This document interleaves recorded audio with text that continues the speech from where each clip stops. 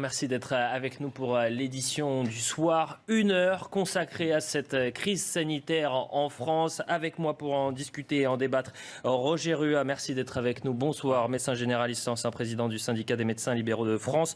Professeur Jean-François Toussaint, très heureux de vous retrouver. Professeur de physiologie, directeur de l'IRMES. L'IRMES qui est Institut de recherche médicale et d'épidémiologie du sport. Et à votre gauche, Stéphane Amar, docteur en psychopathologie et psychanalyse. On va parler d'un homme, je ne sais pas si vous le connaissez, il s'appelle Didier Raoult, on en parle depuis quelques mois. On va essayer d'appréhender sa psychologie dans quelques minutes. Vous savez qu'il sera l'invité exceptionnel et exclusif, entretien exclusif pour CNews, demain à 9h, interrogé par Laurence Ferrari. Le thème, la rentrée de tous les dangers. Je veux qu'on commence cette page coronavirus avec les chiffres quotidiens, professeur. Pourquoi ? Parce qu'ils fluctuent. Un jour, on est rassuré. Le lendemain, on est plutôt inquiet. Vous voyez, juste la situation sanitaire, je veux que vous la commentiez et que vous nous expliquiez ce qu'il faut savoir sur ces chiffres. Regardons ensemble donc ces chiffres du coronavirus. Plus 2238 cas qui sont confirmés. C'est 4 fois plus que la veille. Plus 17 décès. Et alors là, c'est le solde d'entrants et de sortants dans les hôpitaux. Moins 102 et moins 4 en service de réanimation. À vous l'honneur, professeur Jean-François Toussaint. Expliquez-nous, est-ce qu'on doit parler de rebond de l'épidémie, de frémissement ou de deuxième vague ? Parmi tous les chiffres que vous avez montrés, ceux qui sont importants sont les 3 derniers sur les 4. Et la communication n'est faite que sur le premier. Pourquoi ? Parce que l'essentiel dans une pandémie est de savoir le nombre de morts qu'elle entraîne. Et de savoir également le nombre de cas sévères, le nombre de patients hospitalisés, en particulier en réanimation. Si on peut regarder sur ces 3 chiffres-là, on va voir effectivement, et là on a ici les chiffres de Santé publique France, publiés aujourd'hui, les courbes d'hospitalisation, les courbes de réanimation ne cessent de décroître depuis début avril. Et plus encore, le chiffre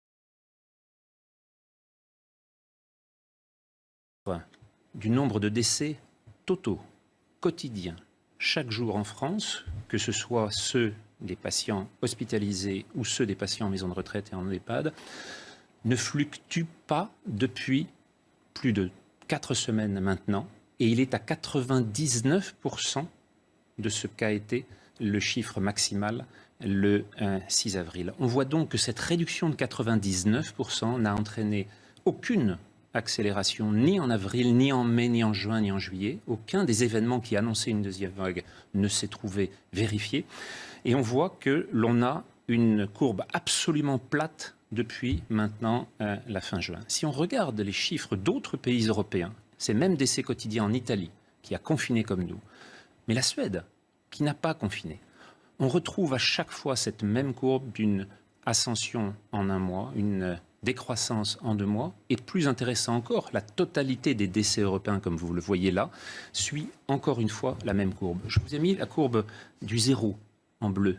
Vous voyez qu'aujourd'hui même, un événement particulier vient de se trouver confronté dans un accident statistique, c'est celui de 5000 décès qui ont été enlevés du décompte par les statisticiens britanniques, qui ont considéré que 5000 personnes parmi eux avaient été comptées en excès. Sur 45 000 décès, ça fait donc plus de 10% qui se trouvent soudain retirés de la statistique. On voit quand même que même dans les pays les plus dotés en capacité de suivi, cette fluctuation est énorme et que nous n'avons pas fini de suivre un certain nombre de ces accidents. Alors maintenant, l'accident principal en France, puisqu'on a dit qu'il n'y avait pas de deuxième vague, toujours pas, se trouve en confrontation avec ce que vous voyez ici, c'est-à-dire l'augmentation du nombre de cas positifs en France. Il ne s'agit pas de patients en réanimation, il ne s'agit pas de patients hospitalisés, il s'agit de formes de sujets jeunes, asymptomatiques, qui viennent demander simplement si leur état est celle d'un sujet qui a rencontré le Covid-19, le SARS-CoV-2, ou s'il est à risque. Bien entendu, comme toujours en clinique, toujours en médecine, ce sont les symptômes qui priment, c'est la dégradation de l'état d'un sujet qui va entraîner la réaction. Or, nous ne sommes plus du tout dans la gravité, dans l'urgence du printemps, de celle de février, de mars et d'avril. Mais alors, qu'est-ce Et qui donc, nous prend en ce moment ? nous sommes actuellement dans une utilisation des indicateurs, un changement, une instrumentalisation qui fait que nous allons avoir, pour les semaines à venir, des changements de comportement, des orientations qui sont décidées par un conseil scientifique qui ne regarde plus la réalité du risque, mais qui souhaite probablement imposer d'autres schémas de pensée. Écoutez, franchement, cette explication déjà, elle était suffisamment claire et on voit ces chiffres. Mais là, quand je vous entends, j'ai très peur. Je suis en train de me dire, déjà, est-ce qu'on fait peur aux gens pour rien ? La deuxième chose, c'est à charge aussi pour les politiques et pour les personnes qui sont au plus haut, au sommet de l'État, qui aujourd'hui nous disent il faut porter le masque en extérieur. En septembre, conseil scientifique, vous en parliez, le conseil scientifique qui dit à l'automne, on risque d'avoir une seconde vague. Donc vous êtes en train de balayer tout ça en disant mais attendez, là les faits sont bien présents, il n'y a ni rebond de l'épidémie, il n'y a ni même un frémissement, il y a des nouveaux cas qui sont confirmés, mais ce ne sont pas des cas graves. C'est absolument le cas, et qui plus est, le conseil scientifique, lorsqu'il nous annonce la énième deuxième vague la semaine dernière, un certain nombre de ses membres sont sur leur site de vacances. Si je le dis, c'est parce qu'ils l'annoncent publiquement sur les radios publiques. Et donc, on a un certain membre du... Et c'est gravissime conseil. Ce que vous êtes en train de dire. Écoutez Sud Radio mercredi après-midi, l'un des membres, alors qu'il nous annonce une catastrophe sanitaire pour la France, est sur son site de villégiature. Nous sommes donc dans une situation identique à celle du mois de mars, lorsque celui qui a annoncé la catastrophe avec plus de 500 000 morts annoncés pour la Grande-Bretagne, 500 000 morts annoncés en France, ne respectait pas lui-même le confinement qu'il a réussi à imposer à la moitié de l'humanité. Nous sommes dans des situations dans lesquelles nous nous trouvons face à des gens qui ne croient pas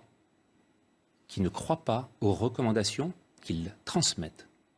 Il faut donc regarder précisément de quoi le risque est porteur, et ce risque actuellement n'est plus du tout celui du printemps. Nous sommes face à une situation qui, sur le plan épidémiologique, a largement évolué. Nous avons maintenant un grand nombre de cas qui sont des cas positifs, à nouveau, qui ne sont pas associés avec la gravité de la maladie. Pourquoi ? Eh bien, il y a un grand nombre d'explications qu'il faut maintenant avoir sur le plan de l'épidémiologie, sur le plan de la virologie, sur le plan de l'adaptation des espèces les unes aux autres, dans cette compétition extraordinairement tendue, sur lequel le virus avait l'avantage au printemps et sur lequel, manifestement, il ne l'a plus pendant l'été. Je me tourne vers vous. Merci en tous les cas, professeur Jean-François Toussaint. Je rappelle que vous êtes professeur de physiologie et directeur de l'IRMES. Ça fait maintenant un peu plus de 6 semaines que quotidiennement on parle de ce rebond potentiel de l'épidémie. On s'alarme ces derniers jours. On a quoi ? Peut-être une dizaine, voire une vingtaine de scientifiques qui viennent sur ce plateau. Vous êtes le premier aujourd'hui qui arrive et qui nous dit...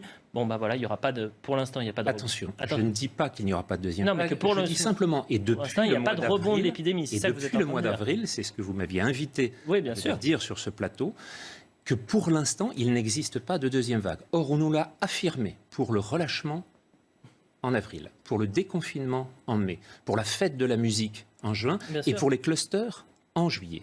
Il n'y a, vous l'avez vu, aucune deuxième vague dans aucun des pays d'Europe. Dans aucun des pays d'Europe.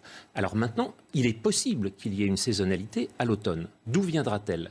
Elle ne viendra pas du comportement des Français, elle viendra des problèmes qui sont en train actuellement de saisir l'ensemble des pays d'Amérique du Sud.